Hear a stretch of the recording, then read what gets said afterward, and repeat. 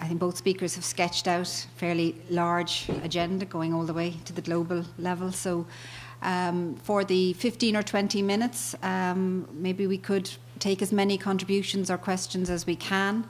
I'll take 3 at a time, perhaps, and ask everybody to be as concise as they can in what they have to say. Okay, this person. Just very briefly, to my mind, the elephant in the room. Okay, last session we had on innovation, Professor Jacobson mentioned in terms of R&D and innovation, Ireland has high expenditure and low returns. Now, if you look at our public sector spending, the IMF recently identified us as having the second highest public health spend in terms of GDP in the world. If you look at GNP, that puts us close to 11%, which is almost 2 full percentage points more than the next highest. And surely if you talk about expansionary policy, that also has to be addressed with the inefficiency how we spend money in this country. And Ryan, thank you both for two really stimulating offers. I'd just like to suggest one thing in relation to the global scene that Terry mentioned. I think we might need to add there the whole notion of global warming and the associated climate change and how that might be looked at. But I would also like to come back to how do we put wheels on these ideas? How do we get the kind of things that you're talking about out there into the public discourse? The ideas are there. How do we make them move? And yesterday we talked about the concept of economic literacy. You know, how do we get these out? People talking about the transfer union. How do we get that into the public dialogue so that everyone understands it? Where does money come from? All those kind of questions. How do we make the connections between what's going on in this room and everything else that's happening out there in our country? Okay, thanks, Anna. Robin behind. Yes, Robin Wilson. Faiz has just tweeted, if we can imagine a Social-Democratic Ireland and UK, then what's stopping us? And she's asking strongly on neoliberal narrative, question mark, politics, question mark, inequality, question mark. I'm sure it's all three of those, but I think one thing that has struck me during the conference is, and this connects with Anne's previous point, is the necessity of moving so much of this onto the European level. We heard effectively from Anne Pettifer yesterday that we're heading for a disorderly breakup of the Eurozone. None of our presenters this morning, Irish, Spanish or Greek, thought their debt trajectories were sustainable. Possibly if someone was here from Portugal, they would say the same. So it seems to me that unless we're able really to take quite a step change in terms of the debate at European level, it's very difficult to see how we get out of where we are. And that is a big challenge because it's a huge coordination dilemma. There's no question. I think I'll just confine myself to commenting on the question about health. And health perhaps is a good example of where the level of expenditure is one thing and how health is organised is another. And clearly we are very much, to use an expression, on the Boston side of this situation with a two-tier health system. And basically a health system that in some respects it doesn't work, in other respects it does work. And I think clearly the lesson is that there's a link between equality and health outcomes, and this is of course the work of Kate Pickett and Richard Wilkinson and others would confirm the importance of promoting equality for good social outcomes, and one of those outcomes clearly is health. I think we need to be a little bit careful in analysing the data on public expenditure, especially whether it's on health, social protection or education. That proportion, notwithstanding fiscal austerity, has tended to go up quite significantly in 2009, 2010, for the simple reason that GNP or GDP, whichever one you want to use, collapsed in 2009, and there was a strong sort of automatic stabilizer effect coming into play there. The fact is that overall our spending on social areas, be it education, health or social protection, is certainly not above European average norms. Now it is complicated also by the fact that a country's age structure is also very significant.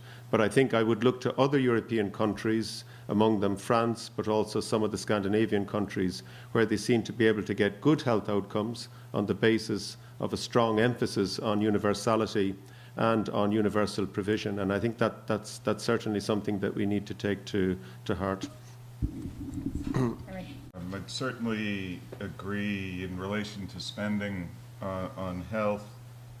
Expanding the public sector is no excuse for expanding it in ineffective and inefficient ways, which is what I think has happened in the context of our health system over the last few years. I'd also like to agree with the sentiment about global warming. I think I probably should have included it. There is, in addition to a global crisis, a European crisis, and an Irish crisis, certainly an ecological crisis. I suspect that the ecological crisis will be with us longer than any of the other three, and ultimately will set parameters around, or limits to, the kind of things which are ultimately practical, in the sense that that our economy can be organized in such a way that it doesn't have dynamic elements which drive it to damage its ecological context. How do we put wheels under this? I think eventually we will. As I say, there is no alternative to an alternative.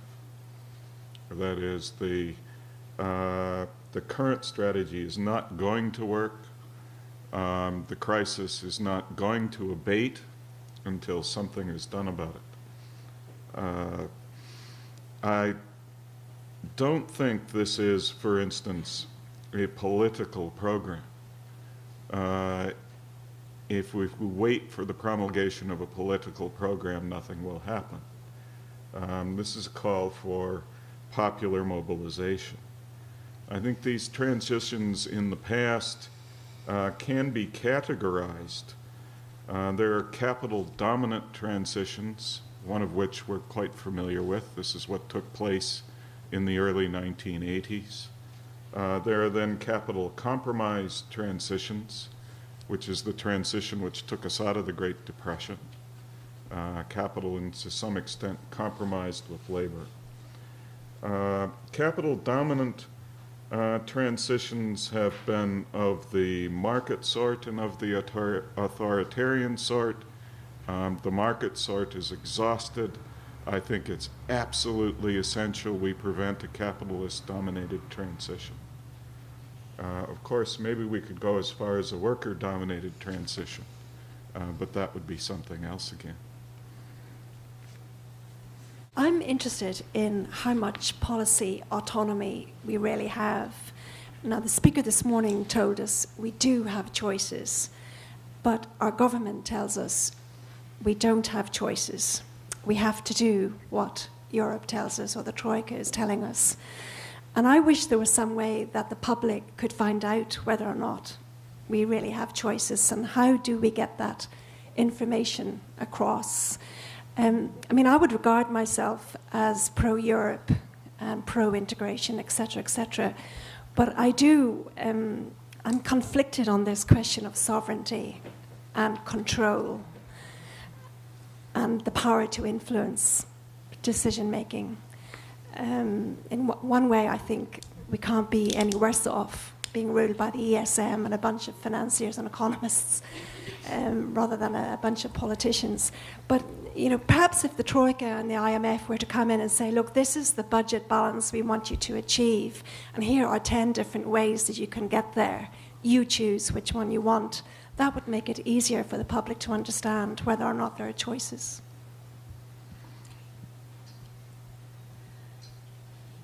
Down at the very end.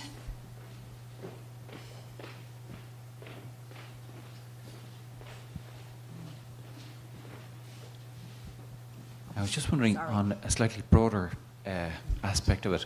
Apparently, at the end of 2009, China outstripped Germany as the world's highest exporter. Now, albeit only by 4 billion, apparently Germany's exports amounted to, I think it was 92 billion, whereas China was 4 billion more than that. And I was just wondering, the prospects for a European recovery, in light of the fact that so many goods and services come from China and the broader Asia-Pacific region. We're happy to have those goods and services on the backs of a labour force that apparently may only earn €1 an hour. And I just wonder, in the broader context, can we continue to find that acceptable? And I just wonder, is it even relevant? Perhaps it's not, but I'd value your opinion on it. Tom, it's just behind you.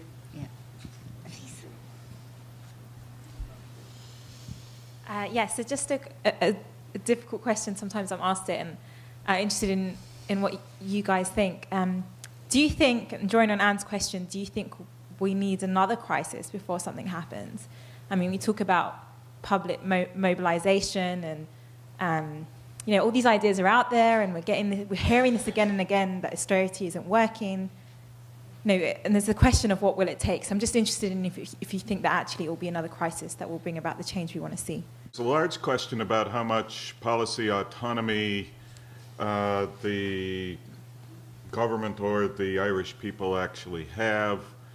I think that that's a very good question in the sense that we really do have to confront the structural constraints on our autonomy and decide to what extent we are willing to live with those constraints, and to what extent we need to move away from those constraints, and to what extent we need to negotiate more aggressively within those constraints.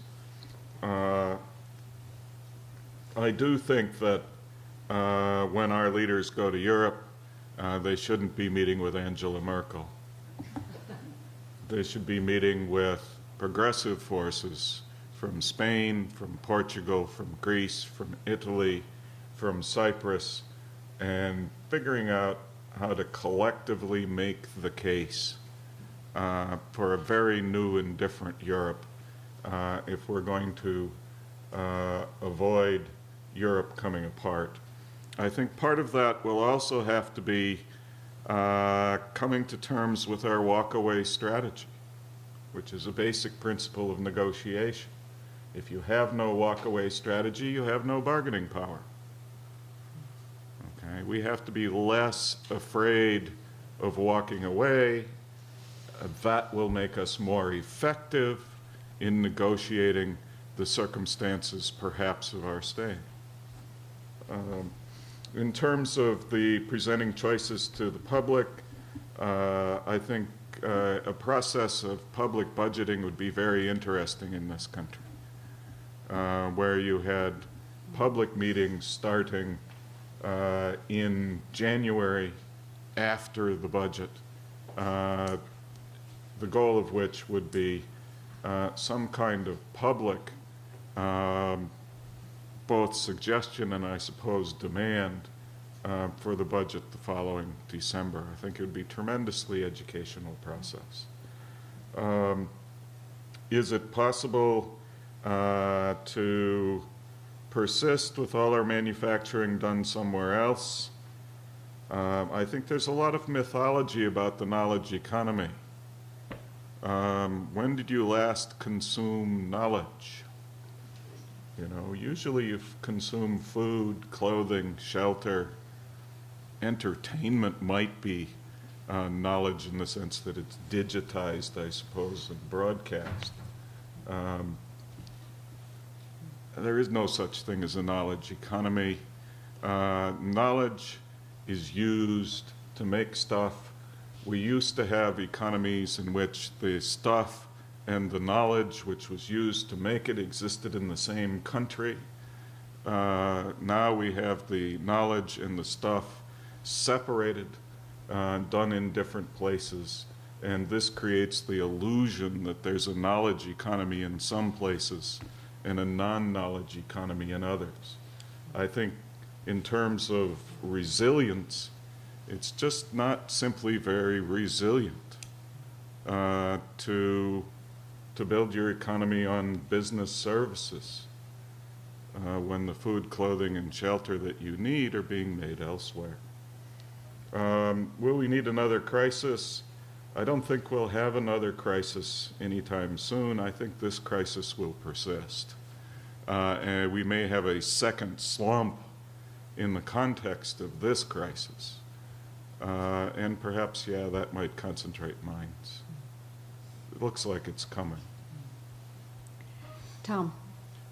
Just on that optimistic note, what you have to think about in fiscal austerity terms is that the first 5 years is the toughest, and then it gets worse.